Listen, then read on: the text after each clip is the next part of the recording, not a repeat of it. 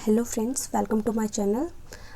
आज हम स्टडी करने वाले हैं international human resource management versus domestic human resource management, जिसके अंदर हम इसकी सिमिलरिटीज़ एंड डिसिमिलरिटीज़ स्टडी करेंगे।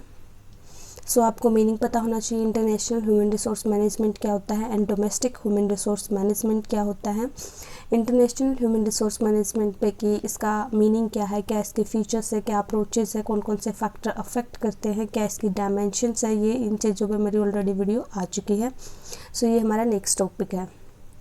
ठीक है, तो IHRM is basically international human resource management, यानी एक हम ह्यूमन रिसोर्स मैनेजमेंट को इंटरनेशनल लेवल पे मैनेज कर रहे हैं, यानी एक से ज़्यादा कंट्रीज़ में तब हम मैनेजमेंट कर रहे हैं। हमारा जो बिज़नेस है, जो हमारी कंपनी है, जो हमारी ऑर्गेनाइजेशन है, वो सिर्फ एक कंट्री पे, एक डोमेस्टिक, एक नेशनल लेवल पे नहीं है। बड़े हमारी जो कंपनी है वो बड़े लेवल पे है। ठीक है, तो वो हमारा हो जाएगा international human resource management. And domestic HRM means कि सिर्फ आप एक कंट्री में बिजनेस ऑपरेट कर रहे हो और उसके अंदर तब आप ह्यूमन रिसोर्स मैनेजमेंट को मैनेज करोगे, तो वो क्या हो जाएगा, domestic human resource management. HRM is that process of management which develop and manage the human element of an enterprise। इसके अंदर हमारी वेरियस एक्टिविटीज़ इंक्लूड होती है, like HR planning, job analysis, recruitment, selection, ठीक है, एंड मैनी मोर। हम बात कर लेते हैं सिमिलरिटीज़ की कि क्या क्या सिमिलर है IHRM और डोमेस्टिक HRM में। देखो, जो हमारा IHRM है उसमें डोमेस्टिक HRM वाली एक्टिविटीज़ तो इंक्लूड है ही, बट उसके अंदर कुछ और एक्स्ट्रा एड ऑन और हो जाती है, क्योंकि तब वो हो जाता है इंटरनेशनल लेवल पे।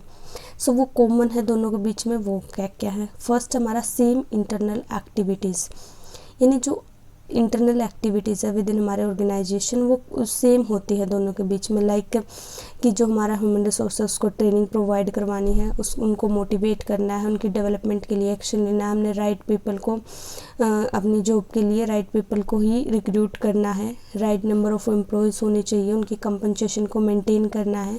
तो ये सारे क्या हो सके हमारी इंटरनल एक्टिविटीज़ हैं। चाहे हम ह्यूमन रिसोर्स मैनेजमेंट की इंटरनेशनल लेवल पे बात करें, चाहे हम डोमेस्टिक लेवल पे बात करें, ये एक्टिविटीज़ तो हमें परफॉर्म करनी ही होती है। ये क्या होगी, हमारी सेम इंटरनल एक्टिविटीज़। नेक्स्ट है हमारा पॉइंट एक्सटर्नल फैक्टर्स। जो एक्सटर्नल फैक्टर्स है वो दोनों को ही अफेक्ट करते हैं, लाइक कल्चर कैसा है, इकोनॉमिक कंडीशन कैसी है, पॉलिटिकल कंडीशन कैसी है, लीगल फ्रेमवर्क कैसा है। तो ये सारी चीज़ें ही हमारे बिजनेस को अफेक्ट करेगी, हमारे ह्यूमन रिसोर्स को भी अफेक्ट करेगी एक तरह से। ठीक है, तो एक्सटर्नल फैक्टर्स क्या हो गए हमारे, कि हमारे कस्टमर्स कैसे है, कैसा हमारा कल्चर है, हमारी अगर कोई रूल रेगुलेशन है, कोई एक्ट बना है जो कंपल्सरी है फॉलो करना, ये सारी चीज़ें हमें, चाहे हम इंटरनेशनल लेवल पे वहाँ पे भी हमें देखनी पड़ेगी। बस ये हो जाता है कि वहाँ पे हम दोनों कंट्रीज, जितनी भी कंट्रीज़ में हमारा बिजनेस है, वो सारी फैक्टर्स को स्टडी करते हैं। और जो हमारा अगर हम डोमेस्टिक लेवल पे बात करें तो हम सिर्फ एक कंट्री के फैक्टर्स को स्टडी करते हैं, बट जो एक्सटर्नल फैक्टर्स है वो अफेक्ट दोनों टाइम पे हमें करेंगे। नेक्स्ट हमारा बेसिक ऑब्जेक्टिव।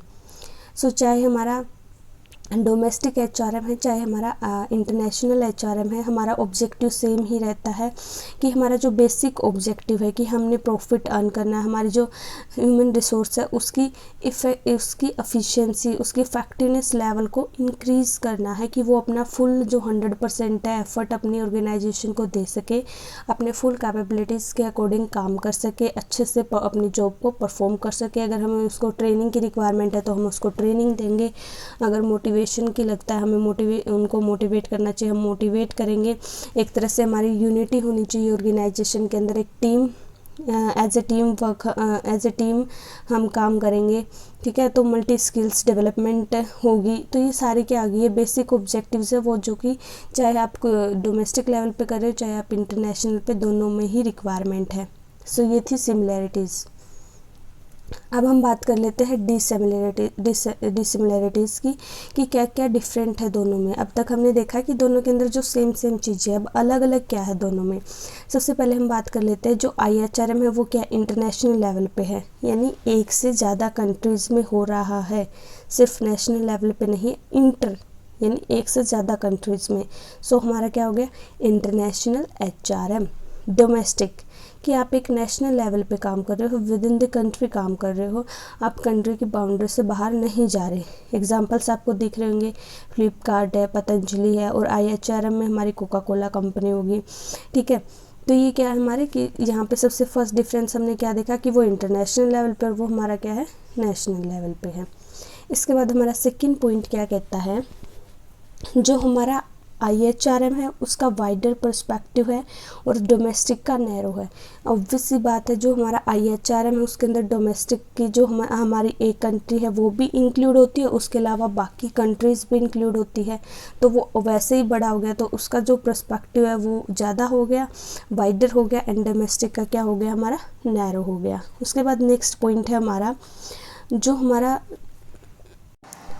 HR मैनेजर होता है, यानी ह्यूमन रिसोर्स का मैनेजर होता है, तो वो क्या है कि इसमें क्या होगा IHRM में कि उसको डिफरेंट जो एम्प्लॉय है उनको देखना है, उनके काम को देखना है, डिफरेंट नेशन के एम्प्लॉयज़ को मैनेज करता है यहाँ पे HR मैनेजर।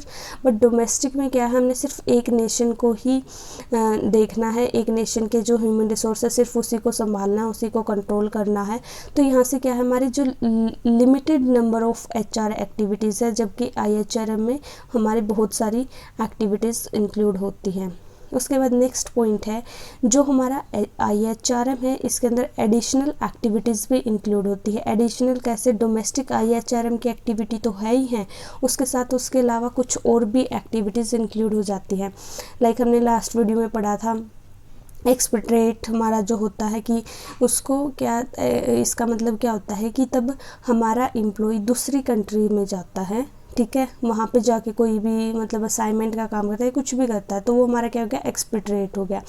तो यहाँ पे सिर्फ उसको हम क्या देखेंगे, हमारे ह्यूमन रिसोर्स की, अगर वो दूसरी कंट्रीज़ में जा रहा है, हम सिर्फ उसका ये नहीं देख रहे कि सिर्फ एम्प्लॉय को नहीं देख रहे, उसकी फैमिली पे क्या इफेक्ट पड़ रहा है, हमारी इनकम क्या है, बहुत सारे फैक्टर्स वहाँ पे अफेक्ट करेंगे।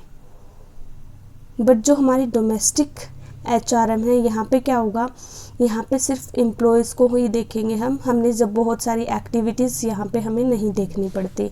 इसके बाद हमारा जो नेक्स्ट पॉइंट क्या है, जो हमारा IHRM है ये क्या है, एक तरह से कॉम्प्लिकेटेड प्रोसीजर है, और जो हमारा HRM है ये लेस कॉम्प्लिकेटेड है, क्योंकि IHRM में बहुत सारी चीज़ें हमें फैक्टर अफेक्ट करते हैं, लैंग्वेज बैरियर्स आते हैं, और भी बहुत सारी प्रॉब्लम्स चैलेंजेस फेस करने पड़ते हैं, जो हम लास्ट वीडियो में ऑलरेडी स्टडी कर चुके हैं। उसके बाद हमारा नेक्स्ट पॉइंट है, जो हमारा HR मैनेजर है उसको बहुत सारी डिफ़िकल्टीज़ फेस करनी पड़ती है, क्योंकि डिफरेंट एम्प्लॉयज़ हैं, डिफरेंट नेशन से होते हैं, डिफरेंट टाइप ऑफ एम्प्लॉयज़ हैं, कि उनको जो भी उनका डाटा है उसको कलेक्ट करना, मेंटेन करके रखना, बहुत सारी डिफ़िकल्टीज़ आ जाती हैं उनको मैनेज करने में। और अगर हम देखें डोमेस्टिक लेवल पे तो वहाँ पे लेस डिफ़िकल्टीज़ आती हैं। उसके बाद हमारा नेक्स्ट पॉइंट है रिस्क। जो हमारा इंटरनेशनल ह्यूमन रिसोर्स मैनेजमेंट है वहाँ पे रिस्क ज़्यादा होता है as compared to domestic HRM। और जो हमारा डोमेस्टिक HRM है इसमें भी रिस्क तो होता है, बट इंटरनेशनल HRM के कंपेरेटिवली यहाँ पे कम होता है। वो क्यों होता है, लाइक हमारा इंटरनेशनल HRM में अगर हम बात करें, बाकी रिस्क तो है ही है, उसके बाद हमारा जो टेररिज्म का रिस्क, मर्डर, किडनैपिंग, ठीक है, एक्सपेट्रेट, फेलियर, तो ये सारे रिस्क भी हमारे और ज़्यादा इंक्लूड हो जाते हैं। तो हमारा जो इंटरनेशनल HRM है यहाँ पे हमारा क्या है, हाई रिस्क इन्वॉल्व है, एंड डोमेस्टिक HRM में हमारा लो रिस्क इन्वॉल्व है। सो आज की वीडियो में इतना ही। Thank you so much for watching. Please like, share and subscribe. Have a good day.